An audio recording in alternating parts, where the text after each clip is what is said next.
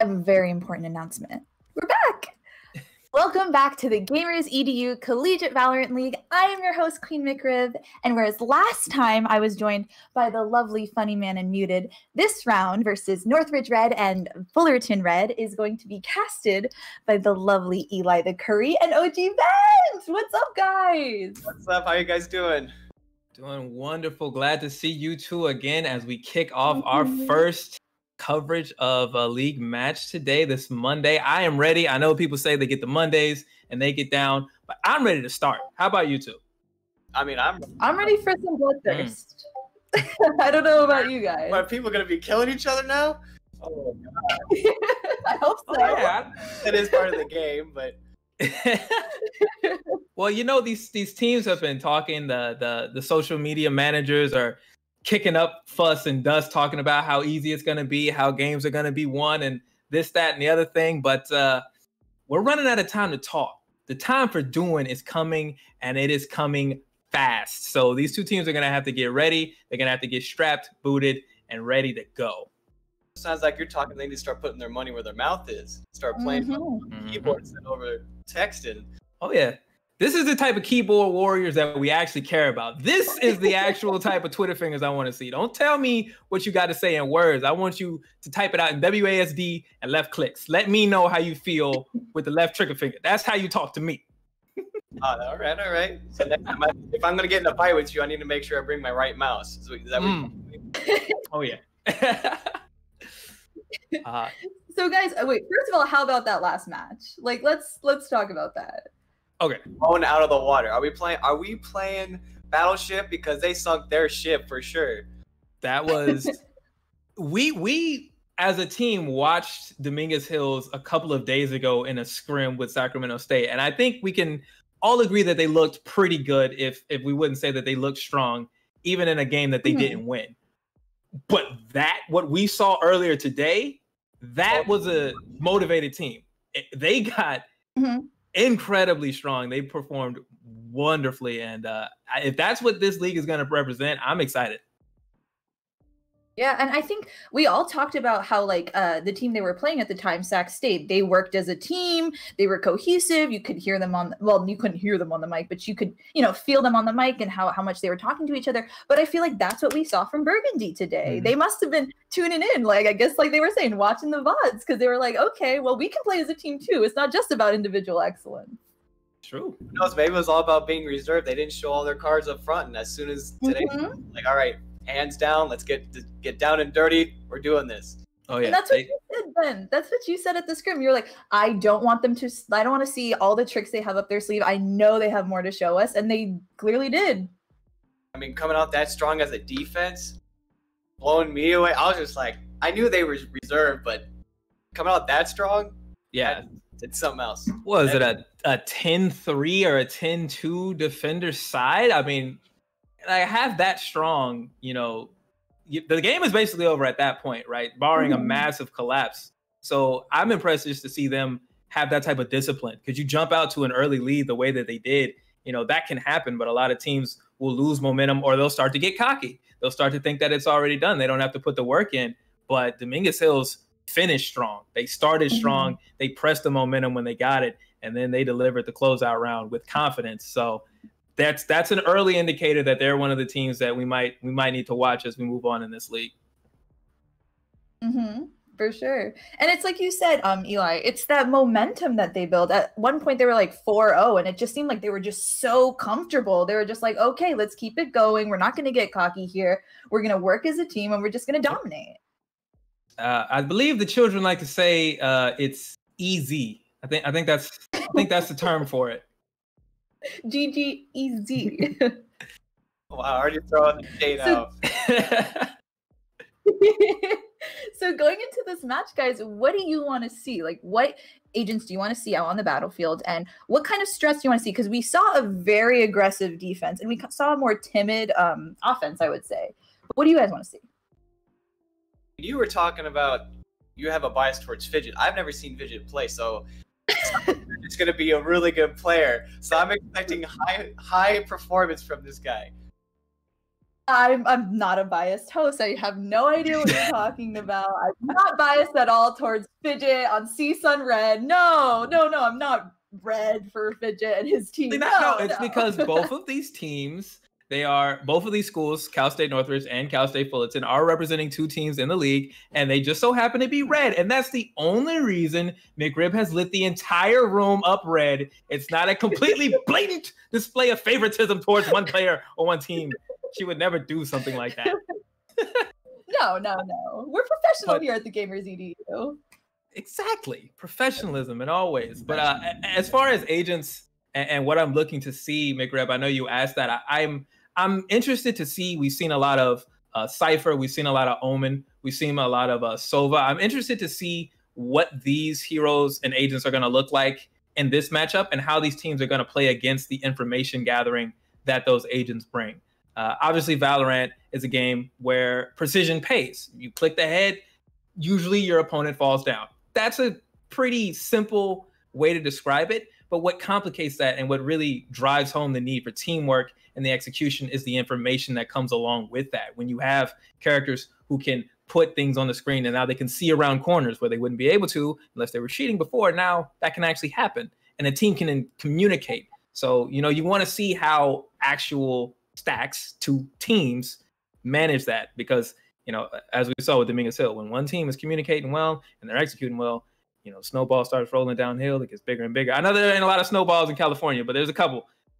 I mean, and they're all DH.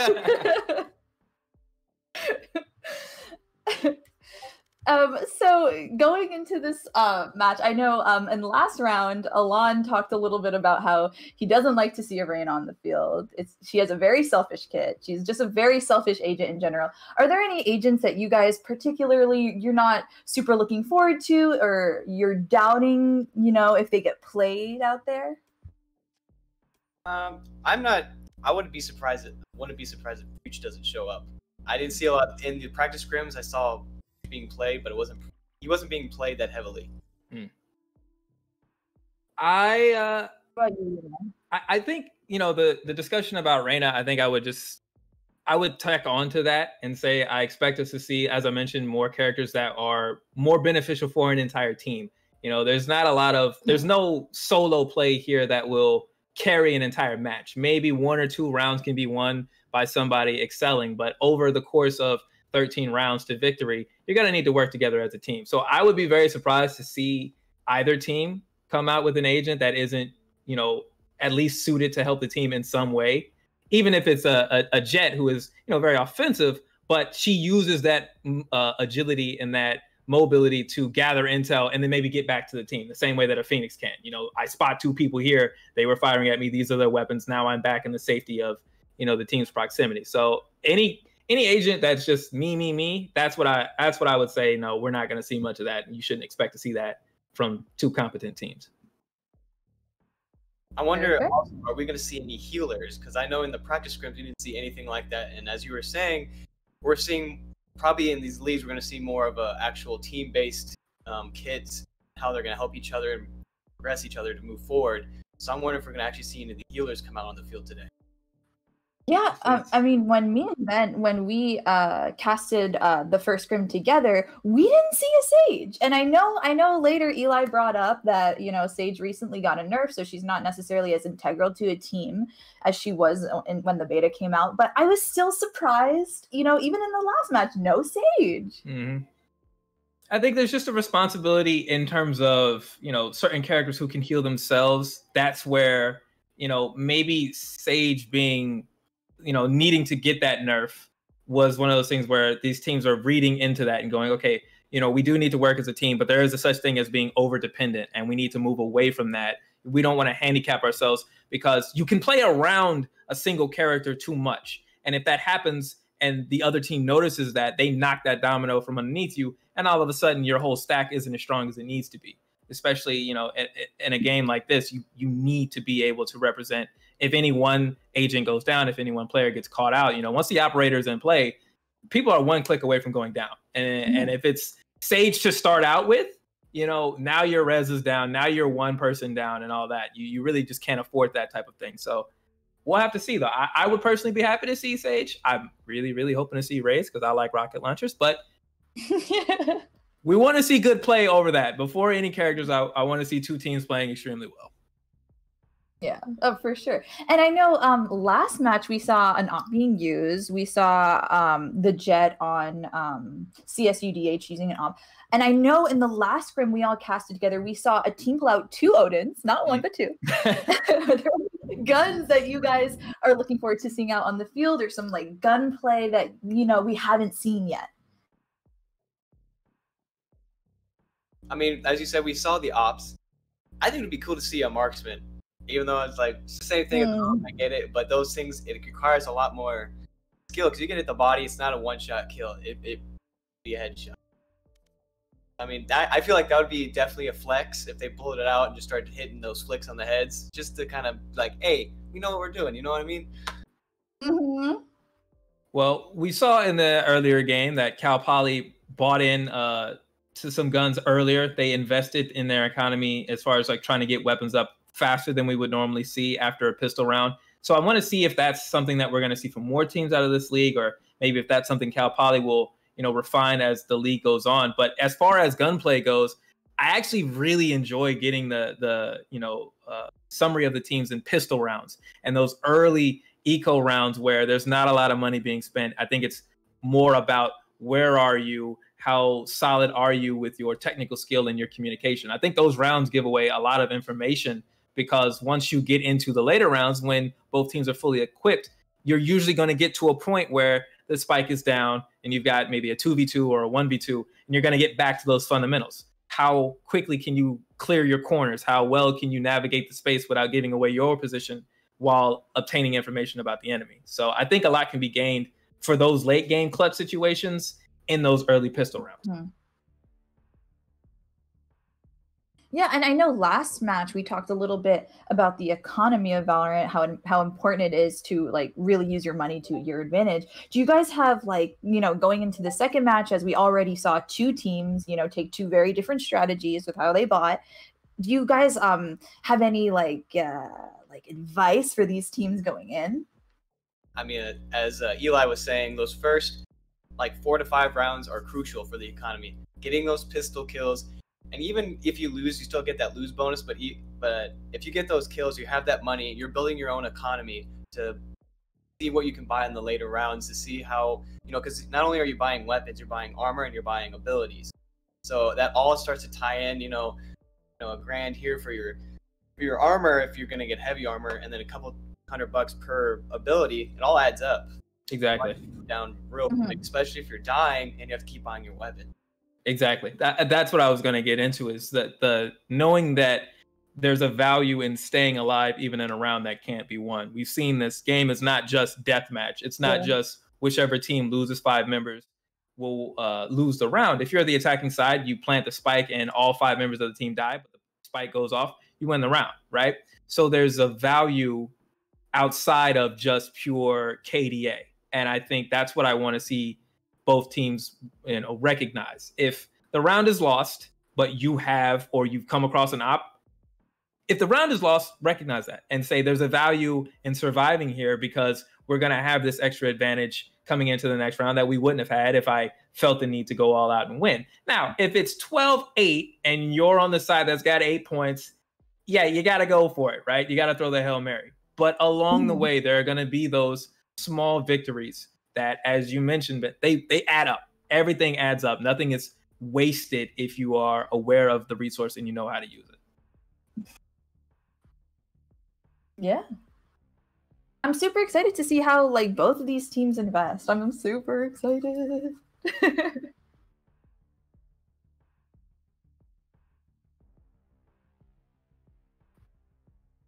All right, so we're going to take a quick little 2-minute break. We're going to be right back as soon as these teams load in, and we're going to see some nice high-octane bloodthirst. See you guys in about a couple minutes. See you in 2.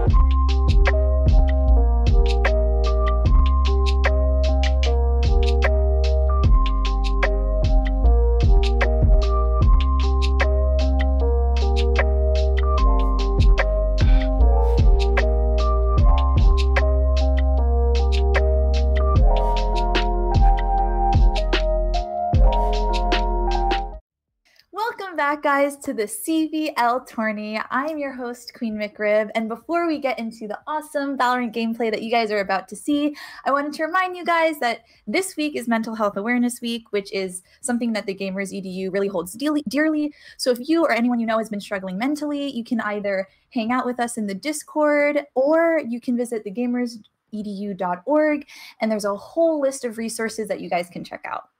So back to Bent and Eli. What's up, guys? Welcome back from break. That break was very long, it seemed like. That's how it goes when you want something super bad, right? You're just sitting there waiting, like, come on, guys. I want to play. Yeah. I want to see you guys. I want to see things happen. We can already in the chat the hype that is already behind these teams, and they're already going at it in the chat, just talking about how hyped they are. So I mean, that already gets me hyped up. My heart's racing already, and I'm just sitting here not waiting and looking. So yeah. So that's what you want, right? That's the collegiate experience. It happens all the time. You got basketball teams, you got football teams. They're in the crowd chanting, "Let's go, such and such, ba ba ba ba ba." Well, now we're in the chat. They're talking about who's outdated, who's overrated, who's gonna get upgraded. They're ready to go. They want to let us know. They want to let the other viewers at home know, and they definitely want to let the people, the fans at the other school know what's what before things get started. So we appreciate you all in the chat, repping your squad and your school, repping yourselves, and we appreciate you all for tuning in. I hope you do always. Please know we appreciate you being here just for being you. McRib, you mentioned that Mental Health Awareness Week, but I do want to take that time to say that is a very serious issue. If you or anyone you know is dealing with an issue like that, please remember that you are loved and you are cared for, and we absolutely want you here to cheer for your squad. Let's go, CSUN. I'm sorry, wait, what? Not biased at all. Let's go red. Not biased at all. Let's go red. Team red. Team red. So it seems like the map today is Haven. Can either of you tell us a little bit about Haven? I mean, Haven is definitely a wonderful map to play on. There is many corners, many hallways, many plays to be played, a lot of defense areas, a lot of offense areas. There's high places, there's low places. So, I mean, this is definitely going to be a good match to start off with, a good map. We're going to see a lot of different strategies, a lot of different plays, and how they're going to combat, you know, how someone's going to be higher than them and how they're going to be lower. So it's just going to be cool to see the difference. Absolutely. Yeah. Map knowledge, really important in a game like this where your footsteps, you're very standing in one spot for too long can give you away. So these two teams are going to have to navigate Haven well. They're going to have to, as you said, manage that high ground, that low ground. But we do know that there are agents in the game that change the trajectory of things. There are characters with teleports. There are agents who can jump up and float down, right? We've seen Jet get across the map in what seems like the blink of an eye, you know, with that blaze storm up and completely change what feels like the positioning of the map. So we'll have to see as these teams approach what their options are, what their goals are, and what they're trying to do. As we get into this, Like we said before, we're starting off with that buy phase, and well, I mean, there's nothing to buy now, so we're starting off with that pistol rounds. And this is where we can get that momentum started. Right. This is that start out, right? This is where we find out which team has the quicker first punch and which team is going to get out and set the tone. Whether it's going to be an aggressive attacker side, whether the defenders are going to come out and meet them right at the pass or lull them in. This is where we find out. And I'll tell you right now, this is where the jitters can be at their absolute worst as a competitor. But got 5 seconds to deal with it because here we go. We're getting started. And we saw last round how much momentum plays into this game. As soon as your team starts getting momentum, it can really be a factor in just like destroying the other team. And just as a note now, we do have Cal State Northridge on the defender side, so they will be the green team. As we see right now, Powell getting the quick start out for... Yeah, absolutely. Great start there for Fullerton, getting the first blood of the match. And Powell moving quickly into the spawn. Gets around. That's 2K for Powell already. 3! Is he going off the whole team? I'm sorry, Powell. Is that how we're starting? Is that how this goes? I mean, we talked about momentum, but I didn't know we were bringing it out of the gate like this. Absolutely. As Fidget picks up the kill there. Almost got that 4K. Man, he was going off. Absolutely, that was an incredible start already. But now it looks like things have settled down here. We've got a 3v2. The spike is down, so this is a retake situation now for Northridge. Oh, going for the. Oh, did he? Almost there. Ashton quickly around that corner was able to get the first shot, but was ultimately falling. So now, let's see now. That pistol round decided, right? Attacker side wins, right? Fullerton starting out well. What's going to be, how are they going to continue that momentum? What are we going to look for here in this second round? We're seeing a lot more of an aggressive attacking side. Like, whereas last time we saw a little bit them playing a little more timid, a little more close to chest, we're seeing right out the gate, immediate attacking, and hopefully they'll gain that momentum. You said before, these pistol rounds are definitely what decides that momentum of the match. Even though other teams can come back, just the different pistols and all that. And as we see here, we have different people using different weapons, starting off the shotguns or even the silenced pistol having that different accuracy. Do you think that plays anything into the match at all, Eli? Well, I think it helps you get initiated a little bit faster, and that might have been the game plan coming into this for Fullerton, right? The idea that if we can move, we can be more aggressive. We're not going to give ourselves away, even right after the gunfight start. We'll be able to push that advantage. And it worked for the first round, but we'll see what happens now. As this is a tactical start out here already. Fullerton has the spike down. Oh, when Spaghetti get that with the shotgun, turns that guy into Spaghetti. Oh yeah. They call him Shorty, but he got a long memory. He always remembers the target. Spaghetti was able to get it down here, but despite that work there, it's still a 3v1. Man, you got that. Because you said that, 2v1. Yeah, but I think the spike is just, it's already too far gone. Both of you aware of that. Oh, I had to let it go. And we saw right there, this is what we talked about in the pregame, right? Sometimes that it's a round loss. Bothfuse was aware that the spike had been down for too long. The defuse wasn't going to come. So what did they try to do? Get a couple of kills here before it's over. Catch somebody straggling because I get the gun out of their hands. I force them to rebuy. They can't stockpile that money. We keep the economy at least closer towards the center before it could get out of control and over to the fully to the side of Fullerton. My ultimate isn't here. We're seeing that Viper that Muted and Alon wanted to see last match, actually. I don't think we saw a lot of Viper play in the last in the practice script. So this is definitely cool to see a new player on the field, or a new character. New agents always spice things up. As we see, Pau got into it, had to ult out, did get a kill. Now we are at a 4v3 as the response comes. It's been a really strong attacking side so far for Fullerton, but we are evened up. As you see, Fidget, who we were told to watch out for. Fidget is one of those names of interest for us. We're looking to see a little bit. Yeah.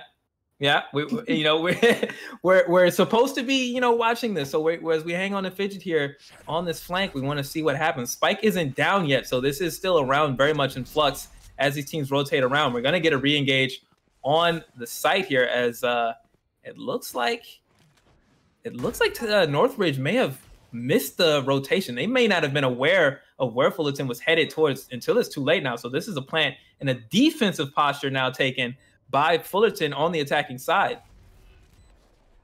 And we see Fidget just got his visuals blocked. But is he going to stay there and just wait, or what's... Nothing but sign of communication out from Intel getting out here. As Fidget gets a shot through the smoke, popping out here. One kill. Sushi chopped the one up and he didn't get the other one. I'll be honest, I was waiting to use that joke for a while, but still gonna use it.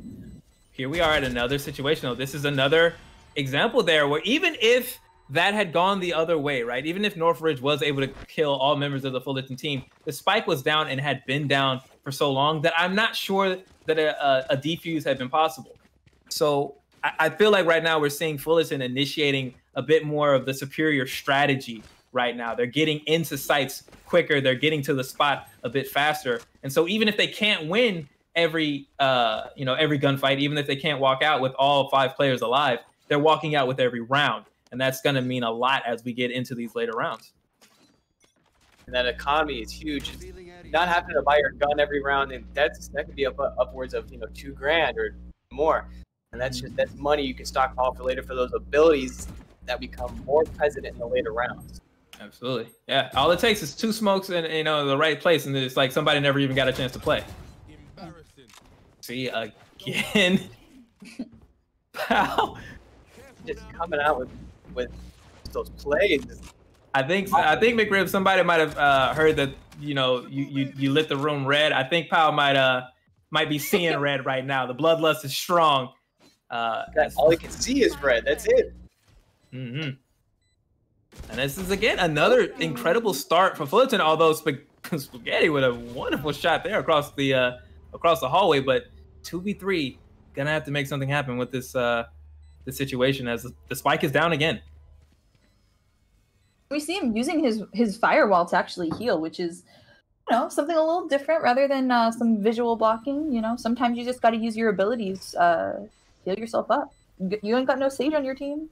As it looks like right before, it looks like I don't know if they're gonna be able to get the spike. They're just gonna try to stay alive, keep the economy alive. Or so I thought. Yep. Unfortunately, they're a little bit greedy trying to get in. I think like you said, off into the site in order to pick up a weapon, but unable to make it out.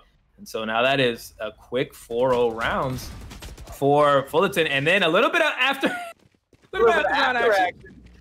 Like, that's my piece. You get away from me that easy. Yeah, round doesn't end as soon as the spike goes off. There's still a little bit of time for some kills, and that adds up as well. So we're gonna need to see a response here from Northridge. They're gonna need to, figure it out now. This is round 5. They don't have a point on the board yet. This is the time for some doing. This is when we need Fidget to actually, maybe stiffen up a little bit and provide a stronger defense, because you don't want to go down 5-0, 6-0 in a round like this. We've seen earlier, it's really hard to come back from that type of deficit. Basically, you don't want to get too confident with that 4-0 lead. We've all still seen that before. Very true. Very true. Yeah, you're not wrong, but it seems like these guys didn't come to practice or just fool around. They came to play and they came to win. So I don't know how, how narrow-minded they really are going to get. Oh, wow. Beautiful shot there by Air, catching Powell coming around the corner. And that's the type of thing you want to see from the defenders. Even as the response comes, as they trade kills back and forth, you want to see the defenders initiating when they're getting into the sites and responding, rotating around. And that's what it looks like is happening now as Northridge comes around, meeting Fullerton at the pass, stuffing them at the door. This is what you want to see. Ooh, Sushi having to take a little bit of a risk there to get in and grab the spike. Manages. Going down now, only having 2 attackers left. As you said, Big Rip, this is starting to turn around. That 4-0 lead isn't keeping right now, but we never know. We still got 20 seconds left. Sure. Yep. Wow. All right. Just like that. Solo. 15 seconds in the spike. You're on the attacking side. I'm not sure that, trying to win this is the play. If you have a gun that you feel comfortable with, you don't want to have to rebuy. You're really just trying to watch the approach, right? Make sure nobody can get into you, get a cheap kill. Yeah. And that's a smart play there by Zenito. You're not going to be the hero when your team is up 4-0. They don't need you to win this round by yourself. They need you to keep yourself upright, keep yourself and your money ready to go, because now you can support a teammate who might be down on funds and make sure they have armor abilities as need be. Yeah, and that pick on Spujin at the start of the round was essential. He's clearly a strong player on their team. So immediately having him as first blood was, I think, probably brought their spirits up a little bit. It's like, there's no pop smoke around these corners now, finally.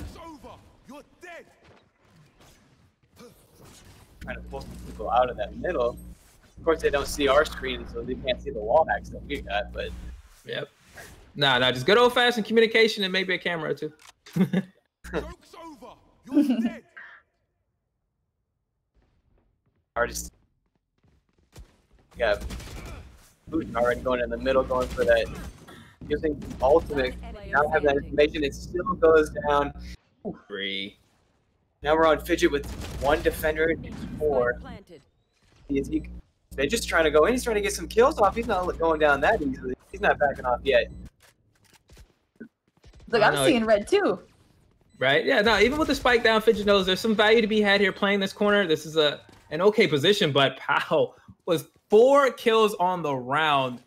That's one of those where you say, look, team, I need y'all to just hop on my back real quick. Let me go ahead and handle this. I'm ready for the task. And we've seen we've seen from Fullerton, right, that ability. I've mentioned it in prior broadcasts, but sometimes knowing your role and understanding when you have a Slayer on the squad, somebody who can get into the site and get work done, the job for you is to support them, to be around them, pick up if somebody's scattered, if somebody's low health, they're trying to scatter from that fight, or to provide that distraction that'll allow your Slayer to get into position and do that work. And that's what Fullerton's doing right now. That's what Northridge needs to be aware of. The communication has got to come out on this defending side. Where is Phoenix? That's got to be priority number 1. We've got to contain this Phoenix, stop him from getting in, getting 2 kills, because even if we take him down at that point, the work has been done and we're playing from behind, which we can't afford to do as defenders. Again, as you said, this information gathering is super important, and knowing where this enemy team is on either side is just that's what gives you that advantage. Yep. As you see right there, Spaghetti finally getting the first blood there on Powell. And where did it happen? But in the site. So that's a great start for Northridge to this 7th round. They're looking to fight back, but they're not close to halftime yet. There's still a bit left here, but you definitely want to try to start pulling back and get this closer to even as we do near the half. You see they went around left side, totally not even going to the other spike zone. Now taking this on the left side of the map for them. Now they're pulling the defenders to them, making it so that they're on their strongest defense, bringing that game to them. Yep. Yeah, and that's another issue that I think we've seen out of Northridge. The rotations have not been crisp. They've been caught on the back foot trying to get around corners. As you see Bees right there cleaning up, because once you're steady and your opponent has to come to you, now their aim is off. Now they're giving themselves away. And that first shot can make all the difference, right? You click ahead, first shot, that is the beginning and the end of the fight. As we saw how that round went, Bees just stood sentinel, stay patient, stay disciplined, bang, bang, clean it up.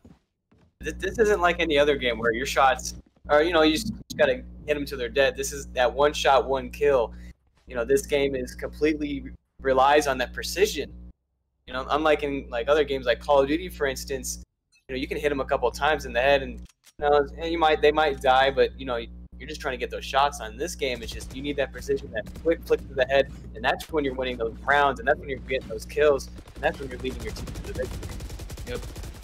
As you see now, as the spray through the wall, just trying to ward anybody off. Don't hang out near doors. Be careful. Don't approach the giant green cloud.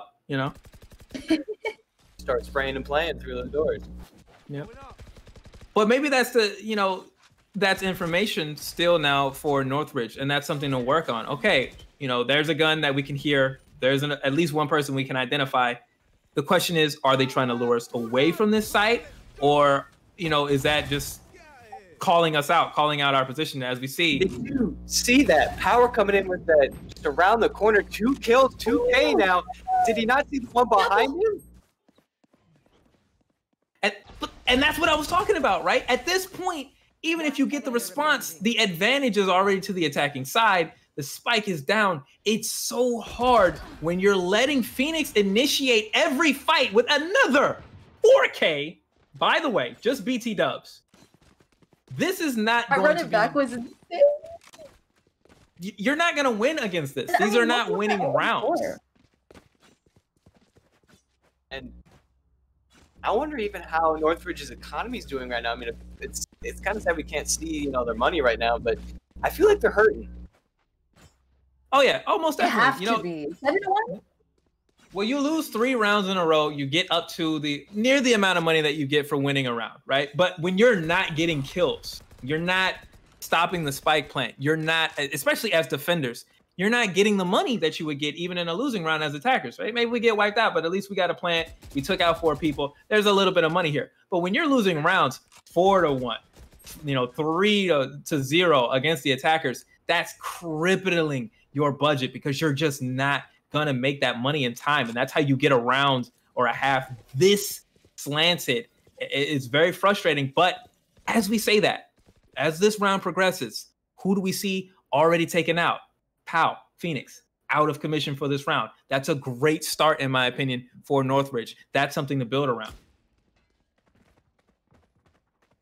And that's as you said, taking out that Phoenix, he was able to get his team all that information they needed, know which side they need to switch to and where to go from there. So having that guy out, that's definitely going to give them, it's going to hurt their team a little bit, but even then they still can pull it off.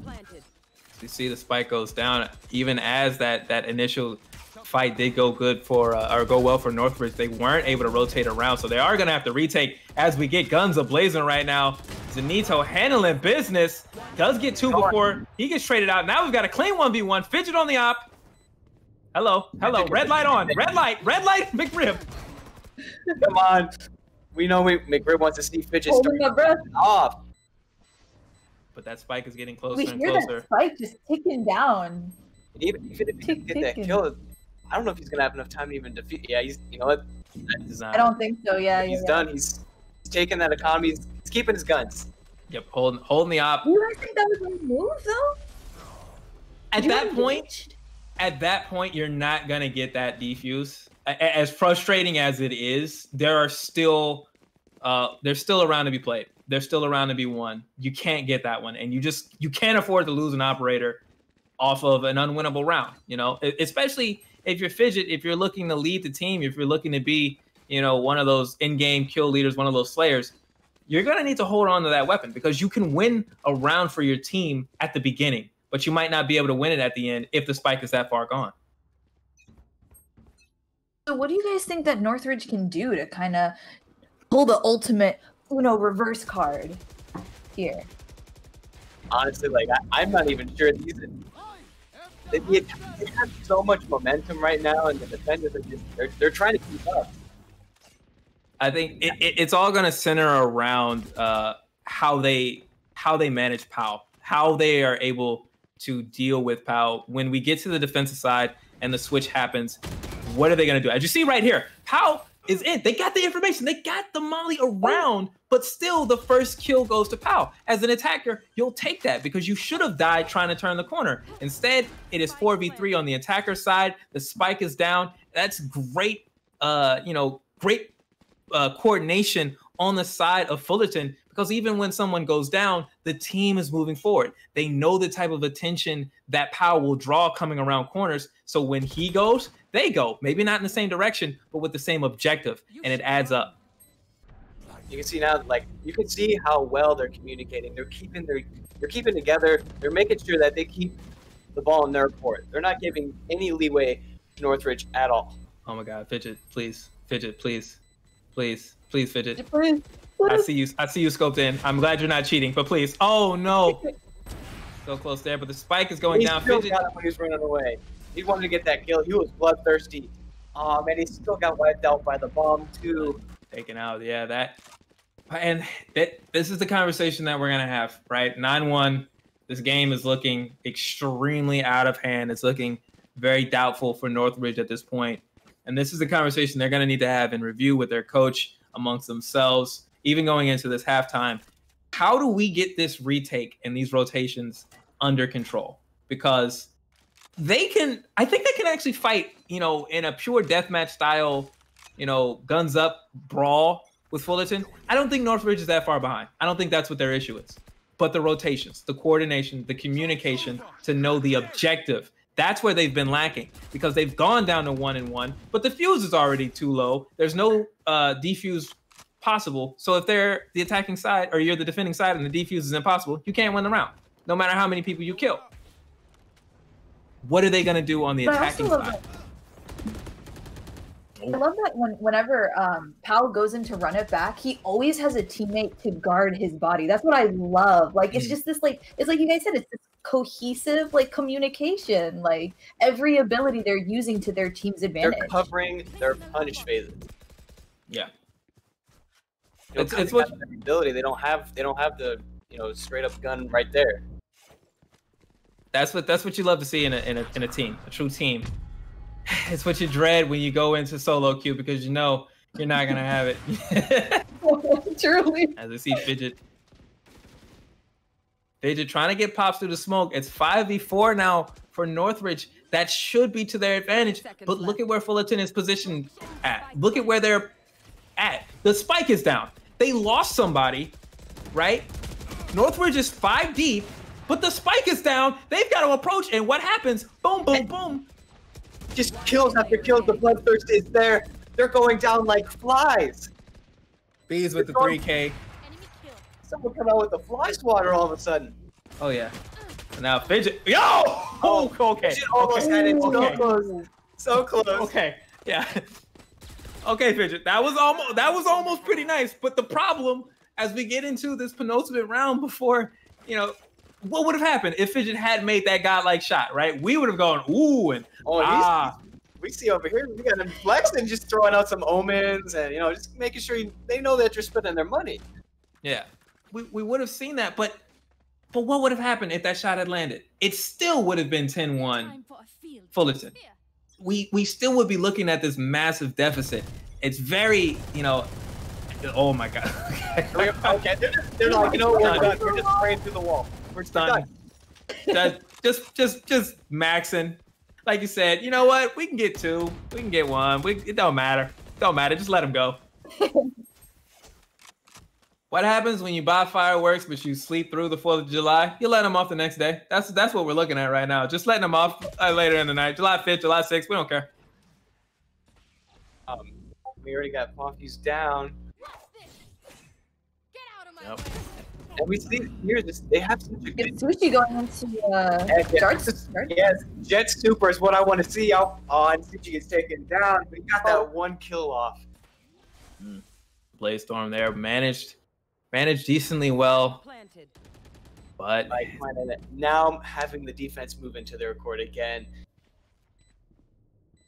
Same old story, and that's going to ultimately be the story of this game unless something truly miraculous happens on this attacking side, which I'm not going to rule out, right? I'm not going to say it's impossible. As Fidget pops that ult, looking to make something happen. This is the last round before halftime. There's no reason to hold on to it. You don't get to keep that ult heading into your attacking side. You might as well, you know, go for it. As you see right here, Fidget. Oh, I thought he was going to go for it. You know, he did go for it, but I thought he was going to get it. Got 1, but now 11-1. I mean, are they just copying DH from last round? Well, this is actually an improvement. This is a faster, you know, run. I appreciate my free time and all that. I'm a big fan of having my time to myself to do what I want. But I've got to say, you know, I wasn't expecting to be free this quickly. I mean, come on! Like, I wanted to see some more bloodthirst. I mean, of course, you know, they're coming out with a straight bloodthirst. They were being aggressive. They just getting the kills. Now, let's not say speak this. It's also what we said. I was gonna say this isn't over, right? Northridge down, but not out, right? They have their other side, the attacking side, but now you've got to win. You know, you've got to win basically 10 rounds, 11 rounds straight, because the next round that Fullerton wins will put them on match point. So this pistol round here is so critical. They need this. They absolutely need this round. They can't afford to lose it. It's what we were saying in the previous match event. It's like the spike really introduces a whole new element to the game. You can be like an amazing marksman, clicking heads left and right, but if you don't defuse the spike, it's useless. That's true. You know, even if all your attackers go down and you got that spike down with that time left, you're still gonna win. Right. You see a stronger attacking side here out of Northridge. Both, but Pow, who else would it be? Who else would it be? The Molly's down. I know you're around that corner. Well, now he does. He's playing it so well. He just knows how to get people out of those corners and into his gun sights. Oh my, oh my. What a demonstration by Pow. If it wasn't enough to say as an attacker, I can get in and get it done. The retake, solo. I know I'm going to outplay you around this corner. I know you're going to hide around that corner. Oh, you're waiting for me to defuse, huh? No, there's a Molly. Oh, you thought I didn't know which agent you were on. You were going to be on top of the box, not scrambling around. You were wrong again. That's the solo play that wins rounds. it tells the story of the It's game. also that map awareness and I guess the agent awareness as well. Just being able to know how they're going to use their agents and be prepared. Yep. So as we get into this is match point. This is it for Northridge, unless they make this happen. And unfortunately, losing the pistol round early, you see Fullerton, a quick invest because they know if we get this round, we don't need to worry about the economy for the rest of the match. It's pointless if we can get it done right here and right now. I mean, we already see in the chat they're already starting to spam easy. I mean, I don't know. I hope Northridge starts to come back. We need a little bit of resistance. I'm fighting words. We'll see right now. It's been a good start for Northridge. They were able to get first blood. We see Sushi though quickly, even in the tide, and then of course there's Beast letting it know. Oh no, it's starting to fall all apart for Northridge now as the attackers try to push in. They're not finding the spot, but there's Fidget and the response. Is that a marksman? Is that a marksman I saw? It might have been, but Power just shut that down for sure.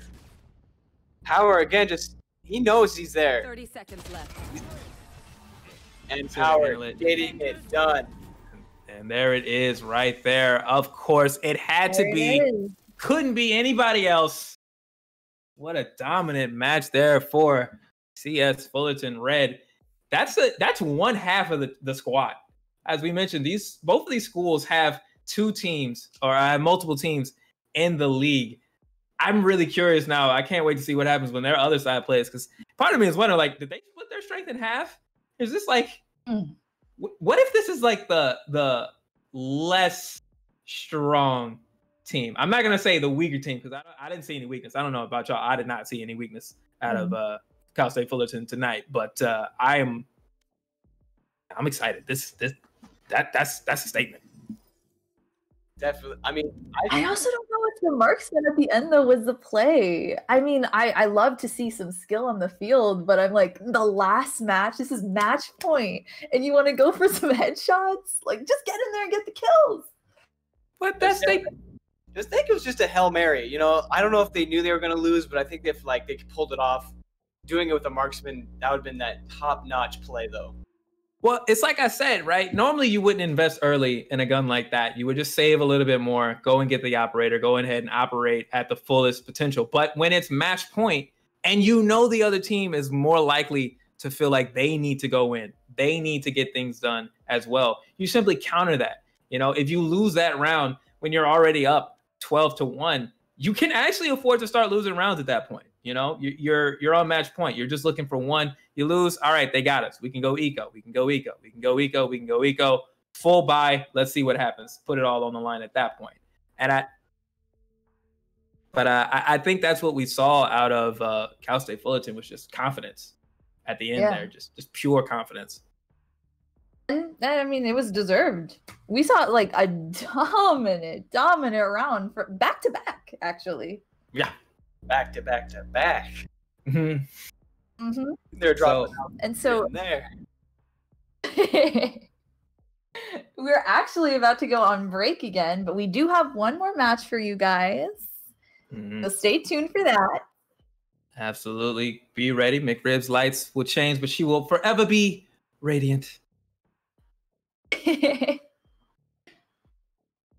It was nice being able to host for you guys, and I think next up you guys got Funny and Muted back, so that's gonna be awesome to see them back. Got to give them a little break. See you guys later. All right, guys. So we'll see you guys later. It's been the OG Bent.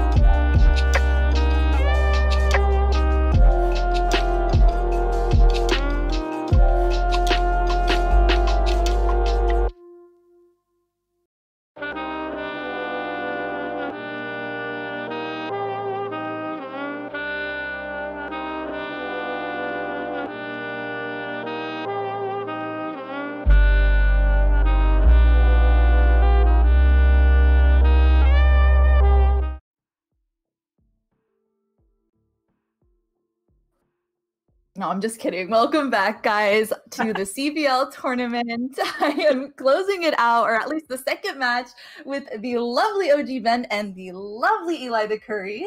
Welcome back, guys. Good to be back, but hey, we're closing it out. As she said, the second match, Florida taking it with that full force. So great to see that. And, after this, we'll be having Funny and Muted back. So that's going to be awesome to see. Absolutely. I want to say thank you all so much for everybody tuning in and watching us. But no, as McRib said, the night is not over. We are leaving you in wonderful hands as it goes out. GG's to Cal State Fullerton. GG's to Cal